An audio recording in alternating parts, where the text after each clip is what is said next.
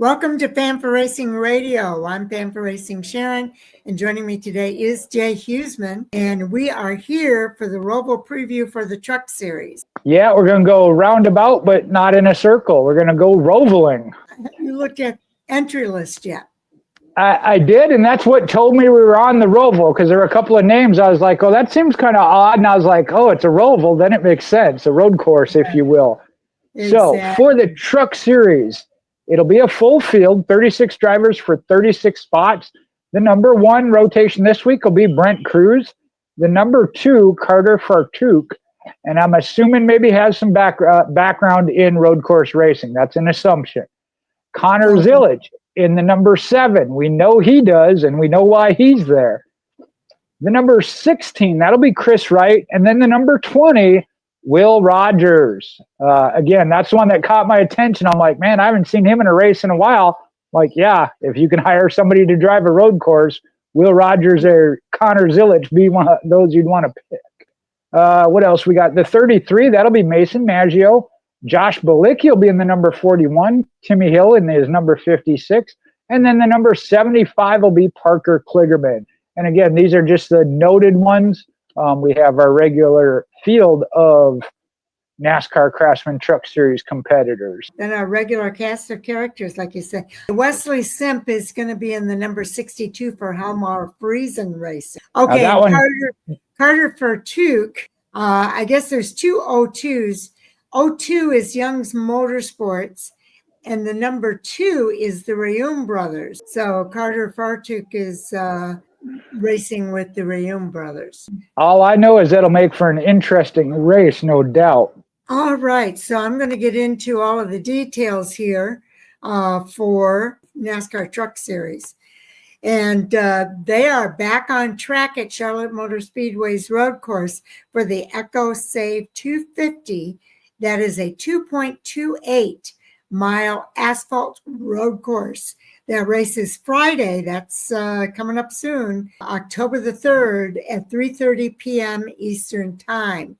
You can get coverage on Fox Sports 1 at 3:30, along with NRN, that's the NASCAR Racing Network, and SiriusXM NASCAR Channel 90. They're going to race a distance of 152.76 miles over 67 laps. Stage 1 is ending on lap 20, stage 2 on lap 40, and then the final stage, it looks like 27 laps, and that will be on lap 67.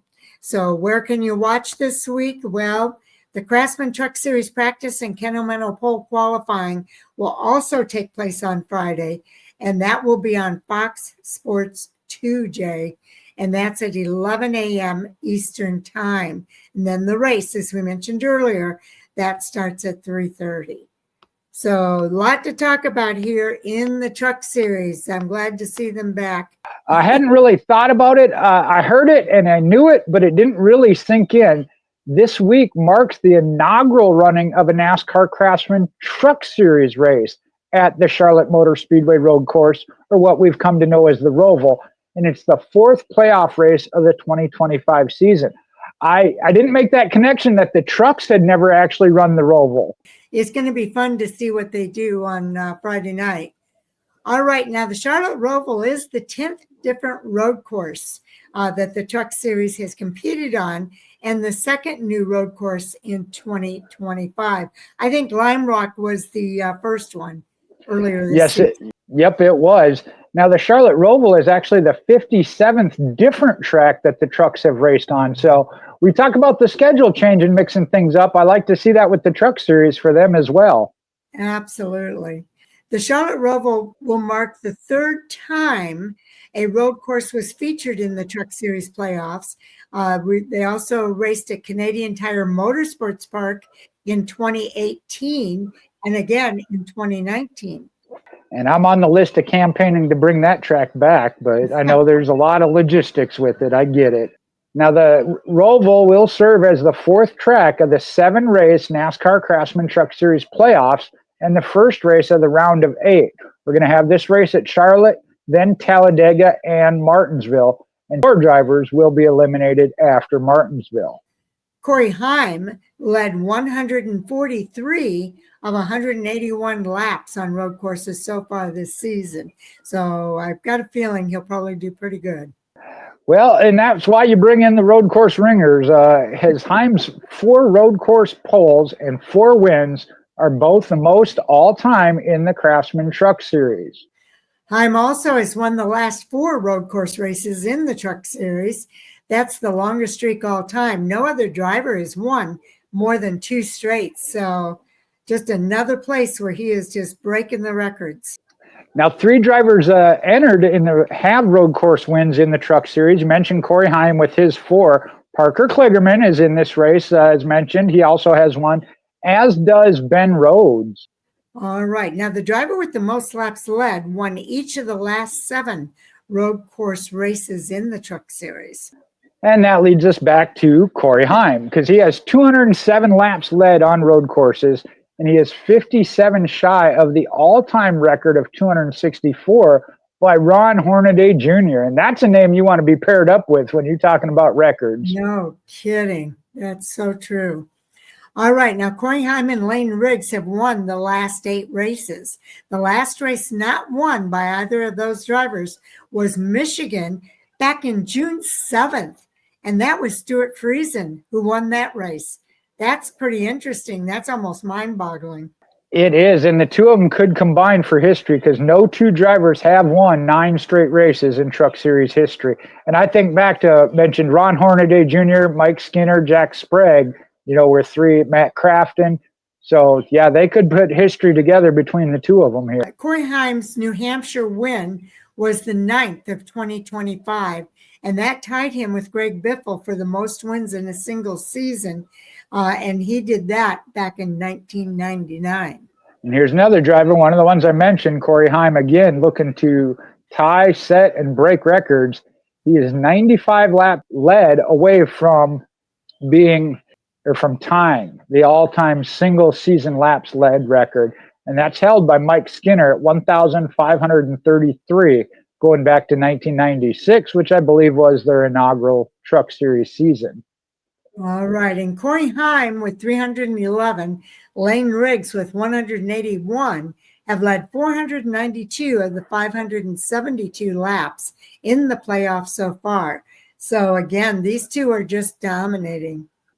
Heim a little bit more so because with having led 22 consecutive races, that is the longest streak in Truck Series history. And 17 races this season have been won by drivers aged 25 or younger, and the most ever in a Truck Series season. Now, 21 races into 2025 is the deepest in the season that Thor Sport has gone without a win. We've talked about that. That's amazing, actually, but it makes me sad. Yeah, that as well. Okay, now Chevrolet has not won in 9 races. Raja Caruth won at Nashville back in May after winning 6 of the first 12 races of 2025. That meaning Chevrolet won 6 of the last 12 races of 2025. This is Chevy's longest winless streak in the Truck Series since the 2014-15 season. And that goes back to the dominance of Heim, who's in a Toyota. Now, heading into the Charlotte Road Course playoff race this week, 4 drivers above the championship 4 round cut line. You got Corey Heim at plus 69, Lane Riggs at plus 22, Daniel Hemrick is only plus 1, and Ty Majeski is the line. He's at plus 0 because it's a tie. That's crazy. Heading into Charlotte, the road course playoff race this weekend, the 4 drivers that are below that championship cut line. Tyler Ankrum, again, he's tied, so he's at 0 points. Grant Enfinger is down just 3 points. Raja Caruth, just 5 points. And Caden Honeycutt, just 7 points. That tells me that any one of them have a chance to point their way in, but I know all of them are going to be going for that win. Most certainly, and we see that we got in the Truck Series here, 1 driver, Corey Heim, with 69 points. Again, not a guaranteed walk, but a very, very solid cushion. Lane Riggs in second at 22 points.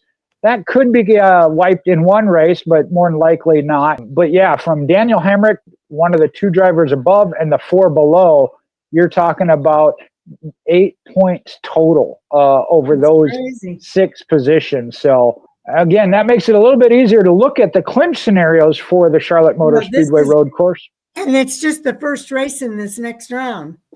That's right. So again, the clinch scenarios, no drivers has clinched a spot yet into the next round because we haven't even raced yet. Now, if a win by a driver who cannot advance to the next round, you could be clinched by being 113 points above that third winless driver in the standings. The same would hold true if the new win comes from Lane Riggs. The only driver that could even do that is Corey Heim, and he would still need help to get to that 113 points. Drivers, we've mentioned all 8 that can clinch with the win: Corey Heim, Lane Riggs, Daniel Hemrick, Ty Majeski, Tyler Ankrum, Grant Enfinger, Rajah Caruth, and Caden Honeycutt. As we did have the 2 eliminated last week, Jake Garcia and Chandler Smith. That's right, because that was my pick. That's why I was trying to avoid that. And he came in second in that race, but the first 2 races were DNFs, I think. And I think he was only 2 or 3 points at the end of it from making it, but he couldn't make up any. He could only make up 1 more point, and if he made that position up, he was going to win the race, which would have locked him in. And yeah, he definitely gave it everything he had there in that final race. So again, the 2 that are eliminated stay at 2,000 plus points. Right now, it's 2,086 for Chandler Smith and 2,071. They'll eliminate 4 to get down to the final 4 here after Martinsville, this whole 3-race round. They will also then go back to the 2,000 point mark, and even Chandler Smith and Jake Garcia, who've already been eliminated, can still battle for up to 5th place. I know Kevin Harvick was harping on that on his happy hour show. That was a huge thing they did amend when they first went to this system, that you still had an opportunity to race as high as you could other than the championship 4 that would be guaranteed to be their top 4 finishers. And I agree. I think that was a wise decision. I think so as well. Anything else that you think we need to cover here for the NASCAR Truck Series before we move on? I think it's going to be real interesting. I mean, we've talked about Lane Riggs and Corey Heim, and Corey Heim obviously has talent on the road courses. We saw him kind of get one. I think it was at Lime Rock that maybe he shouldn't have, but we also know he lost several that he should have had. I mean, the record number of wins he has could be astronomical when you think about it, Sharon. It really could be. And it's kind of water under the bridge at this point, but you're right. He could have had so many more wins. He came so close. But we'll have to wait and see. Any predictions on who's going to win? Is it going to be Lane or Heim? Yeah. I mean, again, I don't know how you go against Corey Heim other than, again, Connor Zilic being an Aspire Motorsports truck. That was one of them that at Lime Rock, again, it kind of maybe should have happened, but didn't. Really thought that was going to end his streak there, but perseverance prevailed. So in this race too. You know, I like him being in there, and I think he has a shot of running well. I don't know that he's ready to come in and win in a truck yet. That's not to say he can't by any means. Again, we've seen it. The way things play out, it's the Roval. We've seen some wild things. This is everybody in the Truck Series' first time at the Roval. So we may see something, not that I want to put that bad mojo on the Truck Series, but if you remember the Cup Series, one of their first races, the leader drove off too deep into the corner and everybody followed with, and he had to pile up at the start of the race at the very front. So you never know. You never know what can happen. That is for sure. So definitely looking forward to the race this weekend. And I will say, do watch for more coming from Fan for Racing Radio. We're doing all of the previews here for the 4 races that are taking place this weekend. We've got NASCAR's all 3 series on track at the Roval. And then for the Arca Menard Series, we have their season finale. They're going to wrap up the season at Toledo this weekend. And then on Friday, hopefully Taz and I will be able to put together the fantasy report for the ROVAL. And then on the other side of the weekend, we'll be back again with all of the reviews. And of course, our hot topic sound off at 10 o'clock Eastern time, where we discuss all the hottest topics from the weekend of racing. And Jay and I sat down and talked with Eric Johnson Jr. earlier this week. So that interview is up. Really highly recommend everybody take a listen to that. I was really impressed. He's a very well-spoken guy, Jay. He was. That was a great interview. And speaking of that, I know last week or the week prior, when we interviewed Chase Howard, he did get a deal put together. If you saw, Sharon, he will be in awesome. That. Yep, he'll be in the Rise 31 Motorsports race at Phoenix. So awesome. Looking forward to that. Definitely. Another interview that everybody needs to take a listen to. He's an up-and-comer in the ARCA Menard series on the east side of the platform, and it's going to be pretty exciting to see where he goes. And of course, Jay, we can't leave without telling everybody thank you for tuning in. We do appreciate everybody for taking the time to hear what we have to say and for listening to our interviews. We've had some pretty interesting interviews with drivers here. And the owners, yeah. Owners.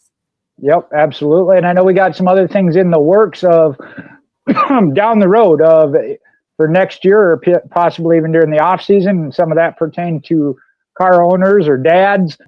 One thing I will say here, though, as far as wrapping up the truck series, I think this weekend, being that it's the ROVAL, first time there, the biggest thing it could be is if you win and lock yourself in, but it's whether or not you put yourself in an out position, how bad.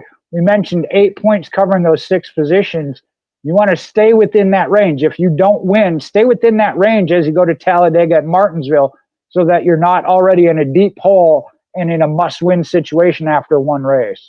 It's always best if you can minimize the mistakes and not have those. But even more important is how do you recover from those things when they do happen. We've talked about that before as well, that the true sign of a champion is not that they don't make mistakes, it's how they overcome the obstacles and the things that happen during the course of a race and keep themselves in that game. So, that's something to keep your eye on this week as well. And don't give it away like somebody else we know. Right. I'm not saying the name. I'm not saying the name. You're not baiting me into that one. Well, I thought you'd know who I was talking about. I do, but yeah, we'll just say it can happen. Okay, everybody. Jay and I will be back in another video coming up here soon. So stay tuned.